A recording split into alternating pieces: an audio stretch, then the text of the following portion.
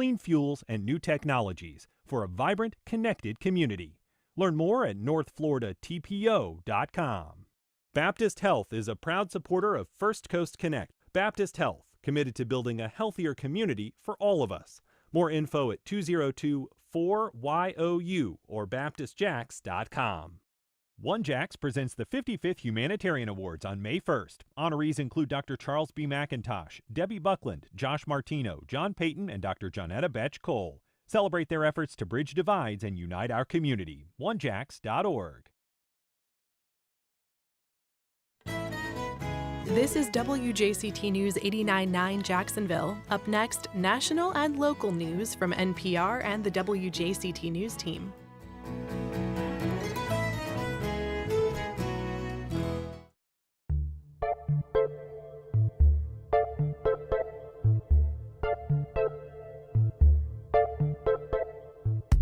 Good morning, I'm Ann Schindler. On today's First Coast Connect, putting an end to demolition by neglect.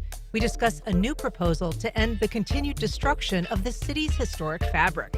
Then, saving the historic Red Hut in Atlantic Beach. We talk to local Troop 37 veterans fighting to save the storied Scout headquarters. And why the leading cause of death in women is often one of the most overlooked. We preview an event hoping to change that. Join the conversation. Give us a call at 904-549-2937. You can also email First Coast Connect at WJCT.org or tag us on social media. It's all ahead this hour after the day's news.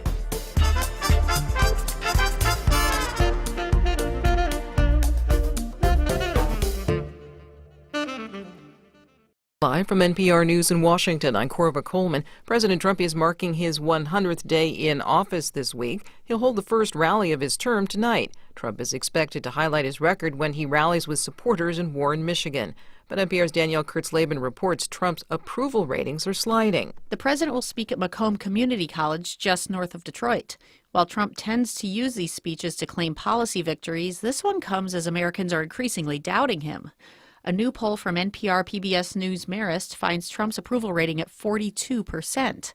Polls have shown his approval steadily slipping since he took office. Trump won Michigan along with every other battleground state and is attempting to boost manufacturers like Detroit's auto companies with tariffs.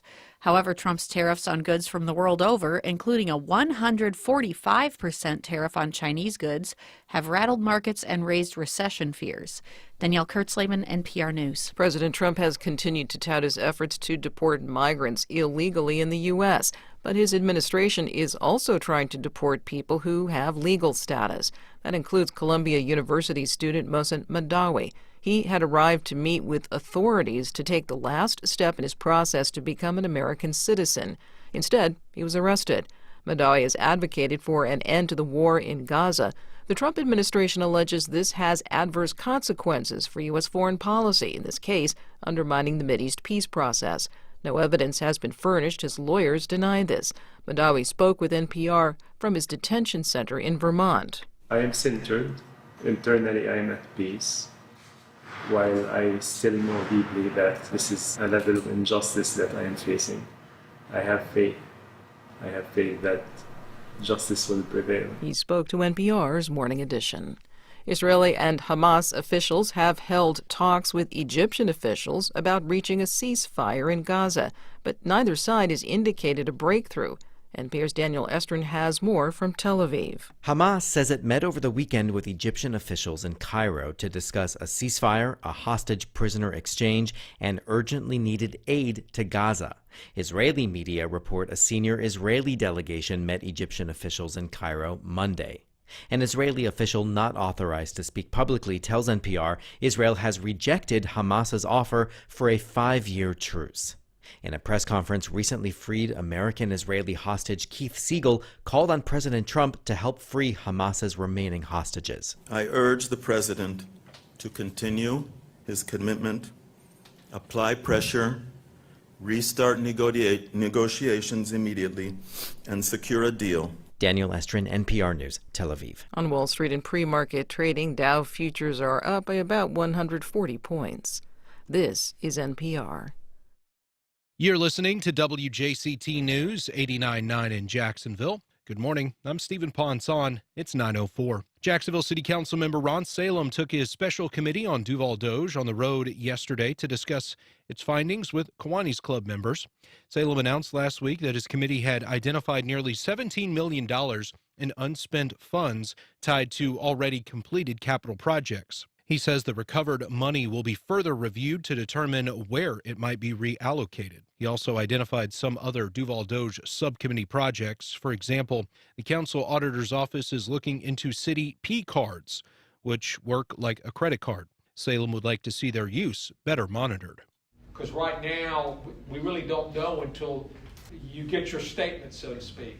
So the administration has gone to a company that can look at expenses on P cards on an immediate basis through some software.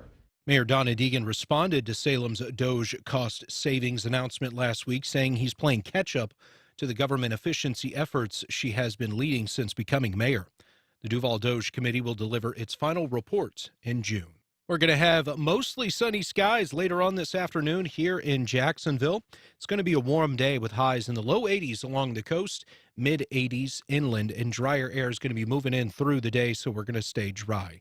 Mostly clear skies overnight with lows in the mid to upper 60s along the coast, upper 50s to lower 60s inland, and we stay mostly dry for the next few days. Sunny skies tomorrow. Support for NPR comes from the Skoll Foundation, dedicated to powering social innovators to transform the world. Learn more at skoll.org. And Jarl and Pamela Mohn, focusing on civil liberties, foster youth, public radio, and the arts.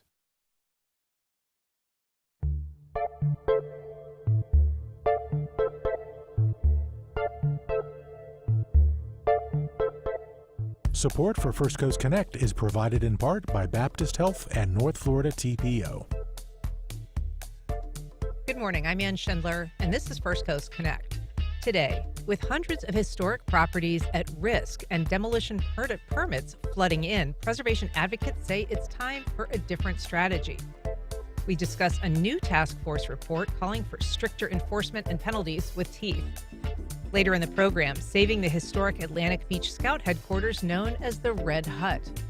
But first, demolition by neglect. It's been the focus of a city task force for more than 6 months. Here to discuss its 19 recommendations is architect and task force vice chair Julia Epstein, also a member of the city's Historic Preservation Commission. Good morning, Julia. Good morning. We're also joined by City Municipal Code Compliance Division Chief Thomas Register. Good morning. Good morning. And realtor and historic real estate expert Chrissy Cudd. Good morning, Chrissy. Hi. So, Julia, let's just start out. What is demolition by neglect? Demolition by neglect is basically where you have a structure and you put off all maintenance and even in some cases inhabitants within that structure in the effort to be able to eventually demolish a building. Within this case, historic buildings should be extremely hard to demolish because of their distinction. And one of the ways that you're able to demolish them is to prove that they're beyond repair. So once you insert neglect over decades, a building becomes beyond repair and it's allowed to be demolished. Is the understanding of demolition by neglect that it is deliberate?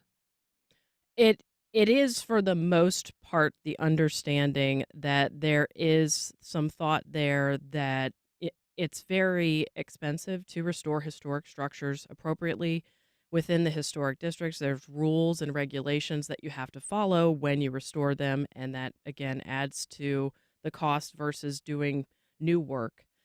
So it is expensive to do, and so the thought is, in some cases, that people would neglect it and demolish it and be able to build something new that might be easier to get through permitting because it doesn't require all the historic requirements, and it be a little bit more friendly to the pocketbook because it's new construction. So we mentioned that you serve on the Historic Preservation Commission. What is the role of that city commission, and why was this task force deemed necessary by the members of the commission? The Historic Commission was put into place the time where some of our historic districts were brought about. Riverside, Avondale, Springfield, downtown is a historic district now. Um, and our job is as volunteers is to read through the requirements in the municipal code and be able to apply our experience to look at a project that comes before us and be able to decide if what they want to do meets the requirements of the code. And as members of the commission, you at some point said we need to take a closer look at this issue of demolition by neglect. Yes, there's a few other things that the commission can do. One of which is creating task force, where we see that there's a need within the city for an issue within the historic districts. And I've been on the commission for a few years now and seen many buildings that have come before us that have sat for 10, 20 years with nothing happening in them. And eventually somebody comes and says, hey, we need to demolish this. It's beyond repair. And seeing that over and over again made us realize that we needed to take a look at that and figure out what we could do and what we could recommend. We have the ability to create task forces and subcommittees and even landmark buildings.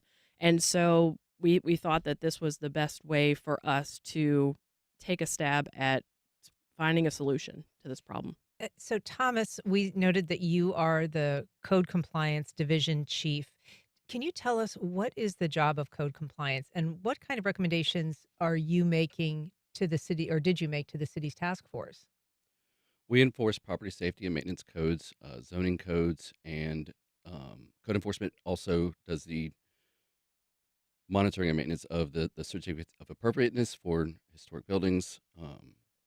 So we pretty much make sure that blight stays out of the community and that actions on a building don't get to the point to where it's neglected far enough for it to become or need demolition. Is a certificate of appropriateness, is that in order to do any kind of construction on a historic building, or is that in order to demolish a historic building?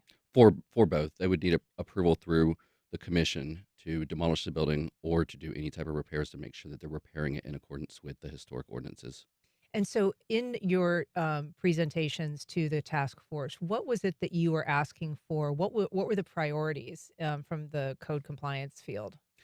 Our priorities were community engagement, letting the community know that we need their assistance. We need them to tell us what's going on in their community.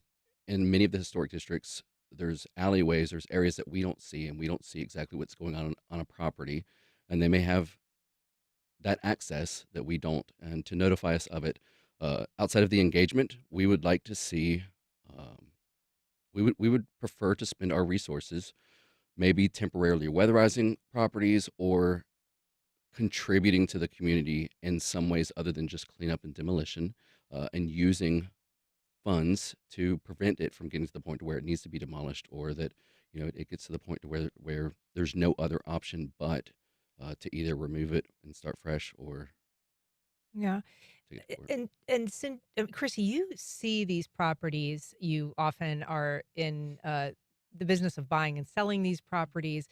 I'm guessing that they present some unique challenges, both for people who are in the real estate business, but also for the neighborhood around it. Can you kind of talk about how historic buildings within a historic district, what role they play, and what kind of obstacles you see to, buying, selling, and preserving these homes?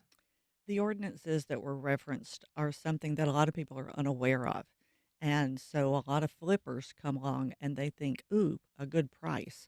And they don't look at any of the details. They don't know any of the details. They don't care about any of the details. They're hoping sometimes they can flip it with doing nothing to the property, or they're hoping that it will eventually fall down and they can build something that they see as more profitable. And a lot of buyers are not versed in any of this, so they come in. Sometimes the investors have done some lipstick on a pig, not really restored it properly. And sometimes it hurts property sales because you may not want to live next to a vacant building that you see people coming and going from. It's contributed to, for a long time, the lack of business on Main Street, because people didn't want to commit to businesses if they were surrounded by a bunch of vacant homes. They didn't see that as a good business model. What are the challenges when people are looking at buying? If you have a property for sale that is a historic property but is in some disrepair, what do you tell people who are prospective buyers? They need to start with an inspector that actually understands historic properties. You get somebody who's never inspected a historic property, they don't know what they're looking at. So they're going to give probably bad information to the buyer. But you get somebody who's experienced, they know what to look for, and they'll recognize that in this kind of home, that probably was a load bearing wall at one point. Why is that missing? And little things like that. Little things. Yeah, that seems like an important consideration. If you're just joining us, we are talking about a new task force report. It actually has 19 recommendations about ways to improve the city's processes for stopping demolition by neglect. You can join our conversation by calling 904-549-2937. You can also email firstcoastconnect@wjct.org, or you can reach out on social media. What about this do we, I mean, people, not everybody lives in a historic district, Julia, and not everybody understands the value of them. Why should people who live in Mandarin or Bay Meadows or the beaches care about historic preservation in these historic districts? Because it's part of the history and the fabric of the city. You can live out. We in Jacksonville we live away from St. Augustine, but St. Augustine's such a historic gem that we all care about that and we like to visit it and everything. And it's wonderful to maintain that type of history within our own city so that you can go on the weekend and walk through the shops, walk through the neighborhood, see some of the historic home tours that are offered in all of our neighborhoods. And keeping it's also really great as well because even a few years ago Riverside Avondale was earmarked as one of the best neighborhoods to live in the United States because of that. And so that helps Jacksonville with its image across America. It makes people think, hey, maybe I want to move to Jacksonville because they have this wonderful gem of a neighborhood. So these are resources, that are part of our story as a community. But Thomas, what do we know about cycles of deterioration or cycles of decay? What happens to a neighborhood when you start to see properties fall into this cycle of demolition by neglect?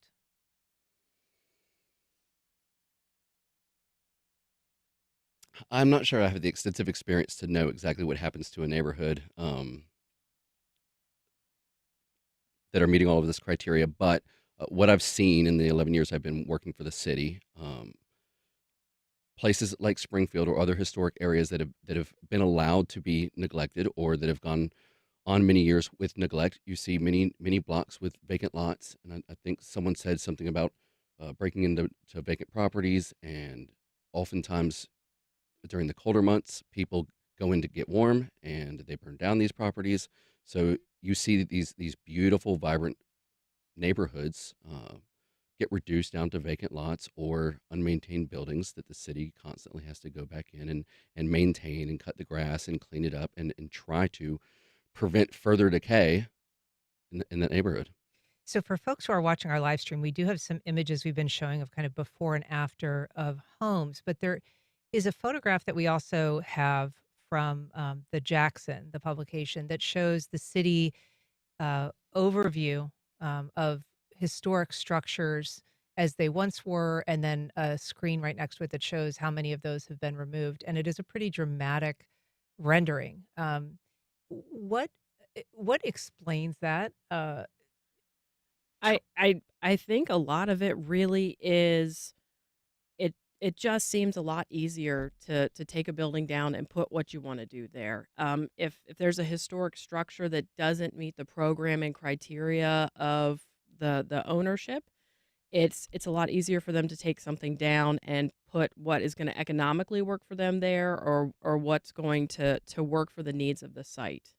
What do we know about the pace of demolition requests, Thomas? I know that the task force report got into kind of, how many demolition permits, how many demolition reviews are coming before the city and your own staff, documenting the increase in certificate of appropriateness applications. The COAs for demolition go through the historic preservation and planning department, not municipal code compliance. For code compliance, we try not to demolish historic structures when we can avoid it. outside of emergencies or collapsing buildings. So, the planning and historic would have to comment on the increase or influx of those COAs. Okay, I'm sorry. I thought the task force report said that the staff documented a roughly 20% increase in COA applications between 23 and 24. The Planning and Historic Preservation Committee. Gotcha. Okay. So that would be a significant increase, though. Is that something that you see reflected in the field, Chrissy? It's actually a little better in Springfield than it used to be because it makes more economic sense now to restore the properties. There was a property on Pearl back years ago that was owned by an investor that had come in and just bought a bunch of tax deeds or whatever. And this house sat for years. There were vines growing through the roof and outside the window openings, and there was nothing inside. It was just studs. And it was one of the ones that the neighbors went to the city and protested because it was up for demolition. And it sold last year for $450 and was on the home tour this weekend. Wow. So that is a success story. Yeah. What do we know about methods that don't work? And I don't know which of you wants to take this, but I'm thinking specifically of fines and liens against properties that have been deemed, in some state of blight and in need of serious repair. Obviously, the city can issue those fines, they can issue those liens, but they haven't proven terribly effective. The city has not collected most of that money. Thomas. It's hard to gauge why it's not effective. The fines can prompt a property owner to come into compliance, and we have policies that reduce these fines to make sense for them to invest money and to bring these properties back up to code. But in some instances, those policies can be used with loopholes to get past them and bypass some of the fines, or an investor may choose to sit on a property and not do the maintenance, allow the fines to accrue, and then use the policies to have the fines negated when they sell it, or other various methods to have the policy used to reduce those fines. So it can work as long as there's a next step, and sometimes that next step may be judicial action leading, maybe even up to foreclosure, so that if the city has steps in place to do something with that property as opposed to, leaving it on the city's. And the city has been reluctant, I guess, to use foreclosure. I think that the task force noted that the last time that it used that tool was with the Bostwick building, which is the Calford Chop House now, back in 2016. Although I understand there's something, that is sort of in the works with the Laura Street trio. Yes, I that's one of the things I think that's most important about the task force was identifying. One of the things that we actually did that was really important is we looked at about a dozen other cities that have a demolition by neglect task force that they've put together and their cities have implemented. And we were able to learn through what was working in other cities to use for our recommendations here. And I think that identifying even this sort of large scope of buildings that exist within our historic districts that have fallen into neglect and let the city know that this is an issue, kind of bring it to the forefront, gives the city a little bit more of understanding instead of letting something sit for 10, 15 years. In some cases, we saw a structure that came in front of the commission last year that had sat for almost 20 years, abandoned. And so I think it brings it to light as an issue. And if, whatever administration, the administration now, any moving forward, know that it's something they need to take a look at instead of, eventually, hopefully this person will pay this. You can, as you said earlier, give it a little bit more teeth to the situation, and hopefully moving forward, we won't run into this issue as much. One of the calculations that your task force did was, kind of breaking down the fines issued in historic districts since 1998. And it was really astonishing. You found $196 million in fines were issued in those districts in that time, and only less than $500,000 ever paid. So 0.22%, which was a really surprisingly low amount.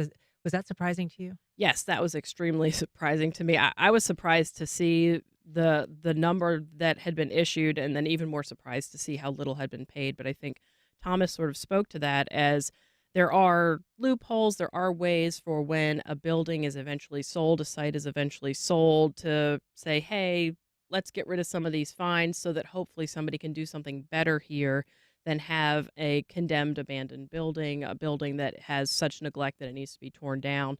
So I think that that is what happens in the most part, and that's why we see a lot of these structures coming to us that need to be demolished, is because the they've gone on far too long and they've been sold to somebody else. Somebody wants to repair them. They figure out how much it costs to actually repair it.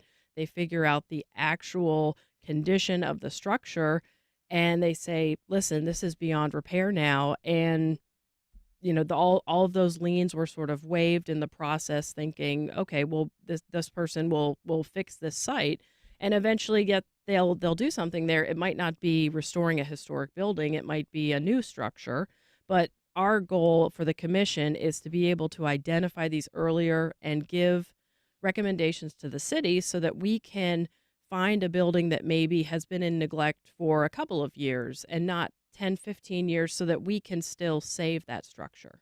We've got a call from JD in San Marco. Good morning, JD. Go ahead. Good morning.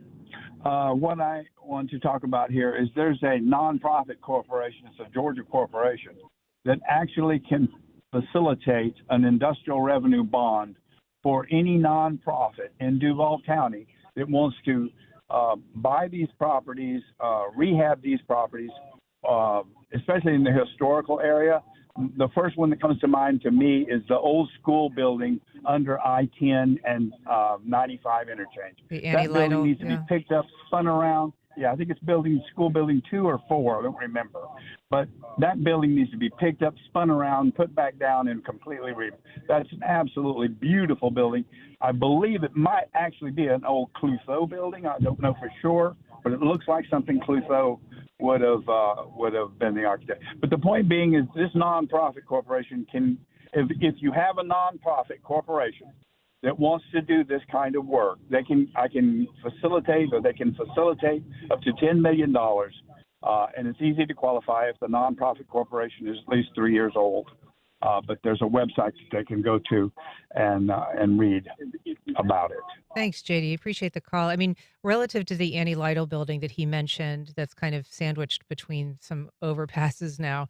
Tom on Facebook writes, aside from intent and historical quality, the city of Jacksonville is a frequent practitioner of destruction by neglect. The old courthouse, the old JEA building, and the current city jail are all buildings that fit that description. I would, though, put the old JEA headquarters with its rotating restaurant on top in the category of historic buildings. I think, unfortunately, that restaurant is no longer there and rotating, but it is a very, classic kind of old building. And there have been a number of buildings that the city has owned that have been lost to time. How does the city, take on this challenge, represent and sort of model for homeowners when it's got its own set of issues when it comes to trying to keep its own historic stock in place? Thomas, thoughts? Julia? It's a tricky question for sure. I think that what I'm hoping is, with this task force and a little bit more interest within the historic preservation of the city, that the city can realize that these structures, they're one of a kind. They're part of Jacksonville.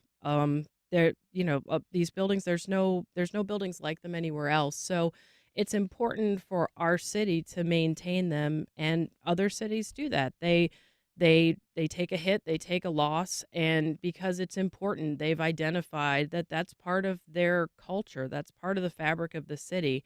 And to be able to move forward and distinguish, we're going to do this, we're going to go all in and change this part of the city by restoring this, is just something that I think needs a little bit more oomph in Jacksonville. Chrissy, we talked about, people buying homes, perhaps looking to flip them. How often are people buying homes without realizing that they're in a historic district I know that one of the task force recommendations addresses that, trying to send out annual notifications to homeowners or property residents, at least that say, like, you're living in a historic district. It comes with these certain obligations.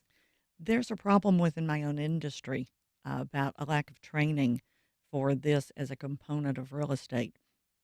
There's also no form requiring that a seller notify a buyer that the home is in a historic district. Really? And if you go to the property tax records on their site, it shows a historic designation. But unfortunately, the vendor that the MLS uses to link to for tax records leaves that field off. So many times realtors look up the tax records through the MLS, don't see a historic designation. They just see a cool looking house. And we've heard all kinds of things being told to people about alleys and easements and what you can and can't do. And it is to a certain extent to blame in our industry for not providing better training and requirements. The question of beyond repair, too. First There's of all, nothing beyond repair. okay. Well, that's good to know. I mean, I was going to ask, when people are making that determination, is that just sort of beyond what their pocketbook can tolerate? Who's making those determinations? I mean, I think that's also something the task force was looking at. I think the city looks at it from a safety standpoint a lot of times. And during the recession, the city had even less funds than they do now. So there was an emphasis on demolition. And we fought a lot of battles that we lost. But the citizens of Springfield, the neighbors, we take our neighborhood very seriously. And we will go to the mattresses with anybody over these issues. And when you say demolition, them's fighting words to us. Mm-hmm. We don't want to see anything because we have seen examples of homes restored that nobody thought could be saved, and they were. Yeah. And we want to see these houses turned into homes. And the pictures that we've been showing during this, I believe that you all, some of them are included in the task force. They really do show that because they are just wrecks before, and they're just stunning buildings that have been rehabbed after. Thomas, I wanted to ask you, one of the recommendations of the task force is the idea that some of these liens and fines would be rolled into the ad valorem taxes of property owners. And I know that you spoke about Springfield and its advocacy, the Springfield Restoration and Preservation, SPAR. Also advocated for that, for trying to roll some of these fines into a way that would annually be enforced and paid. Is that something that you think is likely to happen, that recommendation? And why was that something that you were advocating for? I think if the property owner, if they're choosing to be negligent, I think it may prompt them, if they see that bill on their tax roll, to do something about it, whether that's pay that bill or come in and mow the property and clean it up and keep it secured and provide routine maintenance. I think it's important for them to see that if they are allowed to sit quietly in whatever city they reside in and get their yearly tax bill and not do any proactive maintenance on their property and not see what action the city is taking outside of the enforcement letters that they may receive, maybe that'll prompt them to do something. And it'll certainly prompt, I believe, the real estate agents when they're doing their research and they see these amount of liens that they don't have to go searching for with code enforcement or with the city tax collector. It's now listed on the tax bill, and you can see all of these itemized. So I think it's just important to have that in the owner's face, for lack of a better word. Are you optimistic that that's one of the recommendations of the task force that will be embraced by the city, by this administration? I think everybody that we've encountered in response to this task force has been supportive. So it's one of the positive changes I could see the city moving forward with.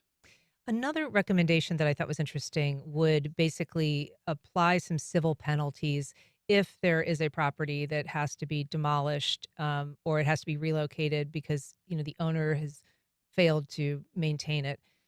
So that would be sort of in addition to the costs incurred by the city for the demolition and whatever that cost, there'd be the civil penalty of 30% of the market value of the property, nothing less than a $10,000. So that would be a minimum cost. And then they'd also be limited on a certificate of appropriateness. So again, they couldn't modify the property, they couldn't demolish the property for at least a year. Julie, how do you think that figures into this list of 19 recommendations? And again, what's the appetite for that at the city?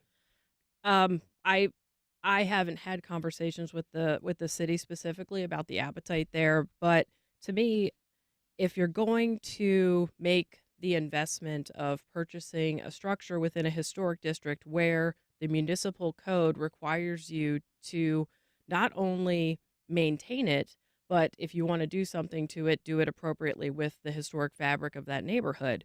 If you're going to make that investment, then there needs to be some sort of consequence. That's a harsh word, but consequence if you're not going to do that or you never had the intention to do that. So to me, this is something that besides mounting up fines, that eventually one day you might be able to say, hey, I'm going to sell this to somebody else. And the city's like, thank God you haven't been doing anything with it for a decade. So we're just going to get rid of these. To me, it's something that gives it, again, a little bit more teeth in keeping our buildings safe. Yeah. The districts that you all are focused on are the historic districts. That leaves out a lot of properties in the city of Jacksonville. What protections are in place for them for maintaining historic buildings in non-designated historic districts? So we have, like you said, we have a few historic districts. There are local historic districts and there are national historic districts, and those are the ones that our commission sort of go and review. On top of that, and it's one of the recommendations, I believe, was to create a subcommittee to look at landmarking other buildings around the city. That aside from a neighborhood deciding to become a local historic district or a national historic district, that's really the only protection you can give a building that falls within that historic designation. A historic designation, there's about 9 points that the National Park Service has when landmarking a building. But one of the main things being at least 50 years old, you can start to look at whether it is a historic landmarkable building. And that's the only route to protect a structure that is not within any of our historic neighborhoods. It would be to landmark it. Thomas, now that this report is done, what are next steps?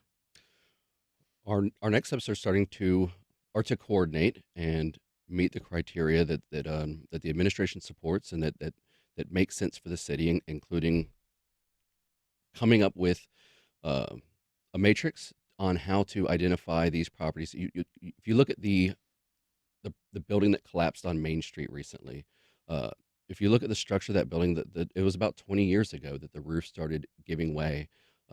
The property was condemned, but because the city tries to leave it to the property owner and not take demolition authority over private buildings where they're otherwise kept up, it was allowed to get to this point. So if we can identify these and find solutions, including those additional fines, or there's an ordinance in the Florida Senate right now that also will impose fines for demolishing a structure without permits in a historic district.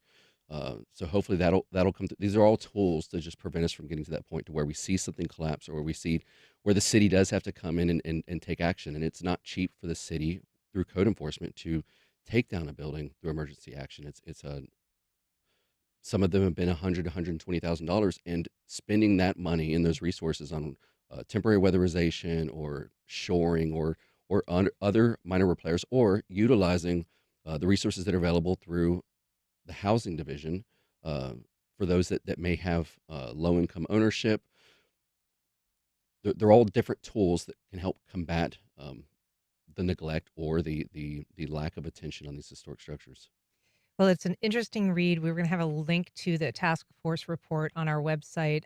But we thank you all so much for being here. Julia Epstein, Thomas Register, Chrissy Cudd, thank you all so much. Thank you very much. Thank you very much. All right. Up next, saving a historic Boy Scout headquarters in Atlantic Beach. Well, Atlantic Beach locals are fighting to save a storied Scout Troop headquarters. Here to tell us about it is Frank Tappan, former Troop 37 Scoutmaster in Atlantic Beach. Good morning, Frank. Good morning. And Danielle Giovanucci, I think I've got, the Troop's Youth Advancement Chair and Director of the fundraising effort. Good morning. Thanks for having us, Ann. How'd I do? Wonderful. Okay, great. So first of all, Frank, can you start just kind of what is the history of this building? What's so special about it? Well, it was built, the best we can figure, in like 1938 to 1940. and it was built specifically for the Scout Troop 37. Mm-hmm. There's very few Boy Scout troops that have their own building. I mean, the building is owned by the church, but it was built for the Scout Troop. You say by the church. Not everybody's familiar where this is and what it looks like. So where is it located? The official address is 150 Sherry Drive, Atlantic Beach, Florida. The property's pretty good size, so the Scout Hut is actually behind the McDonald's. It's on Sturdivant. It's around the corner, yeah. It's around the corner. It's in the back part of the property. Yeah. And this kind of walking inside of it is a different experience. It is, I mean, some of the wood on this interior, it's kind of an all wooden interior, was, I think, salvaged from another historic site. Can you tell us a little bit about just kind of how it presents and how you first encountered it many years ago? Sure. Yeah. I remember. The salvage part you're talking about is the floor. It's a maple floor, and it came from the old Jacksonville library. No, excuse me. Post office, thank you, which was torn down prior to 1938. And somehow they got the wood to do the floor. The inside of the building is tongue and groove cypress. The walls are, the ceiling is, it's a cathedral ceiling with open frame trusses. And I was a scout there when I was young. I walked into that building for the first time in the summer of 1974. And it was like, wow, this is really cool. So. And you came back as a scoutmaster. Your son also was a scout? I came back as a scout parent. Okay. My oldest son became a scout in 2008. And then they asked me to take over as scoutmaster somewhere around 2010, 2011. I'm not sure which year it was.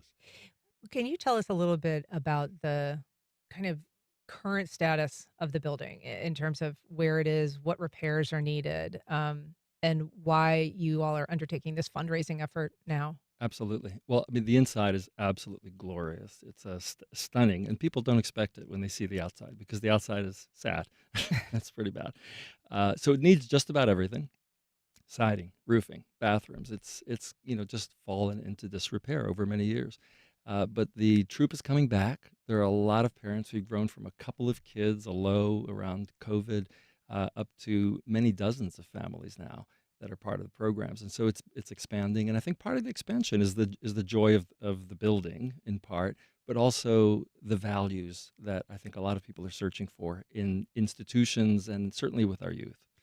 And so you've undertaken, I mean, there was a fundraising effort that started a couple of years ago, wasn't super successful. Right. So what is kickstarting this new initiative, and like money wise, what's the goal? Right. Well, the goal is $250,000 to be able to restore. We don't want to dramatically change it, other than fix up what's there. Obviously, we want to keep the glory of the inside and repair the outside so that it lasts for more generations. The original start was kind of, we needed a bit of money. We thought people would turn out, and we didn't do much about it. We're not fundraisers. And then this past year, we really took it on and said, we need to do this, and we need to get the community involved. And that was stimulated in great part by having a lot of great people around who said, this is an amazing thing. We should really save this. And the Atlantic Beach City Commission, mayor, and a number of mayors in the area of Jacks Beach and of course, Mayor Deegan, have all recognized the place publicly, and actually the city commission has as well. And that's the kind of thing that really got us stimulated and helped us move forward, and people being aware of it. Because when we have tens of thousands of people who've benefited from a scouting program in the area, and so we're hoping that they come out. We're hoping that when they realize what we're trying to do, save a rare historic piece of Florida's legacy, that they'll contribute if they've had value from the program, and I think many of them have. And so this event, it was last week, I guess. It was 5 mayors that were kind of participating. Yeah, Tell us about that. Shocking, yeah. That all very different, perspectives, but all agree on the values that we're trying to have. We're trying to help good kids become great kids is one of our slogans, and they came out in support of what we're doing, and have publicly expressed their desire to have this really go forward. And so they've done that by making donations, some of them themselves, by being part of this process, by getting us involved with Rotary and the Daughters of the American Revolution. And we've just got a lot of organizations that are now beginning to really step up when they realized what was happening, including local businesses. So, Frank, a lot of people will think this is like a Boy Scout troop facility, but this has been home to Cub Scouts and Brownies and Girl Girl Scouts. Scouts, It's kind of equal opportunity scout. Explorers, adventure crews. Yes. Yeah. And so it is not, I guess, a gendered facility. It is open to Oh, all that operate out correct. there. Yes. Yeah. Yes. The Boy Scouts now are open to boys and girls. So Sure. we have, through this guy and the current Scoutmaster, they have formed a new Girl Scout troop, which is Troop 9037. Okay. So we feel pretty fortunate that way. What are you able to, leverage in terms of, are there grants out there? Are there historic we've just been talking for this whole previous segment about. Dan has been working very hard on getting a grant from the state. Let me let him. Okay. Yeah. Well, we're hoping if the governor's listening, that we're He's hoping a big fan, I know. I bet that the current budget, the budget that's coming up for 26, there are a lot of historic preservation grants, and we met all the hurdles. We went through everything and passed the test of the Historic Commission to get a grant to help us do the outside in a historically appropriate way, which is what we'd like to do. And so we've got that, but the budget isn't clear whether there'll be a budget or not. How we'll know much that money in July. would that come? That would be comprise? 140,000. Okay. Yeah. And how far would that get you?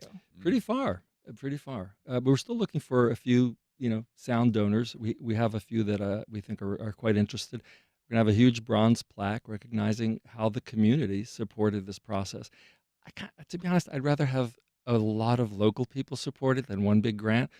Yes, it's a lot easier to get one big grant, no question. But when you have local people supporting it, that's the longevity. That's the next generation. And I think that's what we want. We want people to recognize, wow, this is helping all of our kids be great kids. These are the leaders of tomorrow. I can see that a place like this would have a lot of kind of memorabilia and, cool old pictures and stuff. Are you using any of that to, kind of create the story of this or assist in the fundraising at all? Are you making T-shirts and postcards and that kind of stuff? Well, we haven't done that, but that's a great good idea. I can There join is, your team. You're on the team. All right. There is one picture. There's two pictures in there from like the first group of boys who were scouts. And one of the boys in there is the father of my best man, Fred Coney Allen. And he was also a teacher at Fletcher Senior High School for probably 30 years. So, yeah, there's some serious history. Some coming history. through there. We've got an email from Elizabeth. She just says, as both a parent and a professor of education, I greatly appreciate, especially in this day and age when screens, technology, and social media have an ever-increasing presence in our children's lives, that in Scouts, boys and girls connect with each other and the natural world around them in authentic ways. We're going to have to leave it there, but we will have a link to your efforts on our website, and we appreciate you both being here. Dan, Frank, thanks so much. Thank you. Thank you. Appreciate it. All right. Up next, empowering women to prioritize. AEG presents Hauser, the Rebel is Back tour. The Croatian cellist brings his blend of classical, pop, and rock music to the St. Augustine Amphitheater on Sunday, May 18th at 8 p.m. Information at theamp.com. Moments that make life meaningful. Visit WJCT.org/film for tickets. If you're in the U.S. without legal status, the Trump administration says leave or else. We hear from one woman about how her life changed when she self-deported. Plus, President Trump promised a major immigration overhaul in his early days in office. 100 days in, where do things stand? That's next time on 1A. Today, starting at 10 on WJCT News 89.9.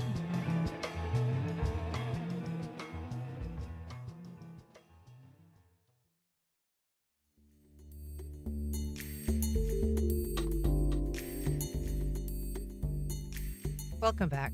Cardiovascular disease is the leading cause of death in women, and the signs often go unnoticed. A First Coast advocacy group is working to change that.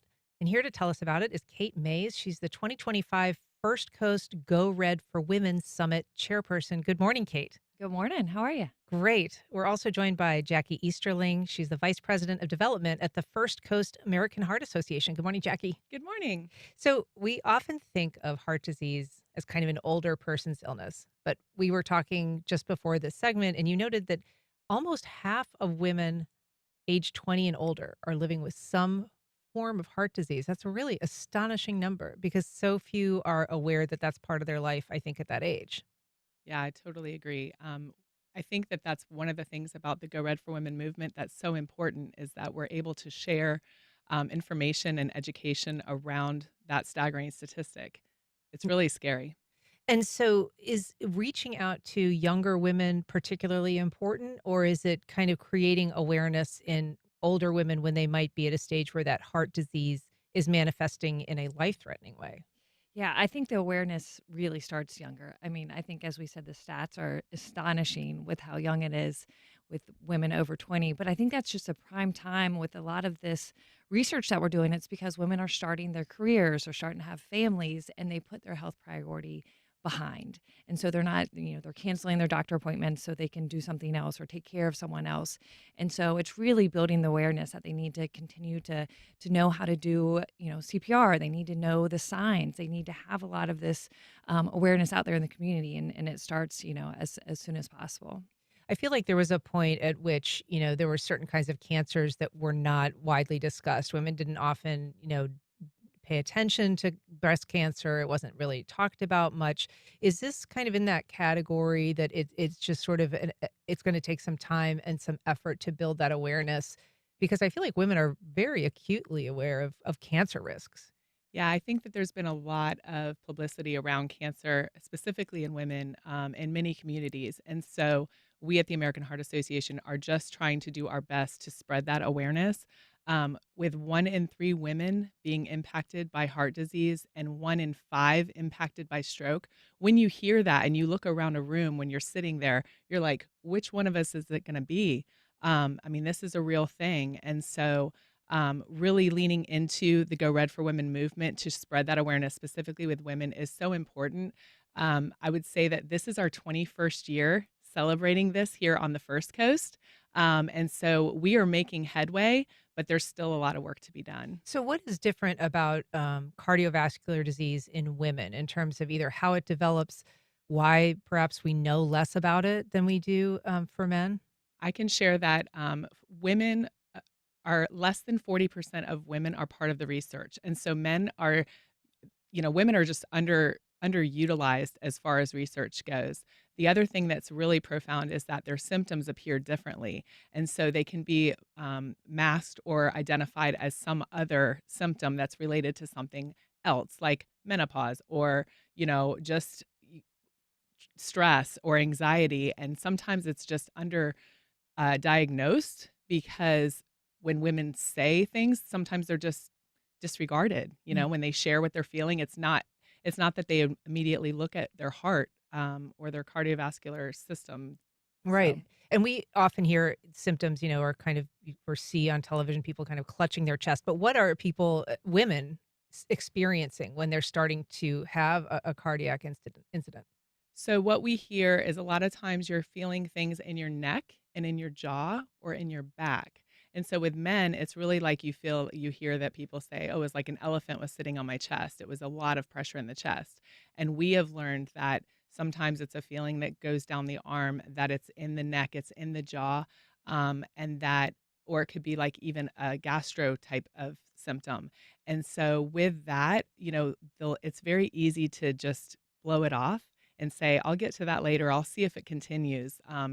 Traditionally women are just wearing that superhero cape and taking care of, like Kate said, everybody else. And so, really just kind of pushing down and double clicking on the fact that women need to prioritize their own health and know their symptoms and know when to call 911 or go to the hospital. And it's not really just women that need to prioritize their health, right? I mean, you were mentioning that there is some research and some data that show women who are experiencing a cardiac event are less likely to get assistance from people in the outside world or to get CPR. Yeah, absolutely. And that's what the American Heart Association has done a great job of building awareness in the community about CPR and teaching. They've taught fun ways of teaching everybody to be able to give CPR, be able to do it to certain beats of music, just to train everyone to be able to help someone in need.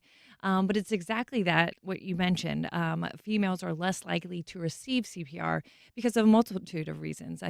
People are scared that females are going to be embarrassed, or they're scared to touch them, or they're scared to, expose them or have anybody look at them, or to hurt them because they might be smaller.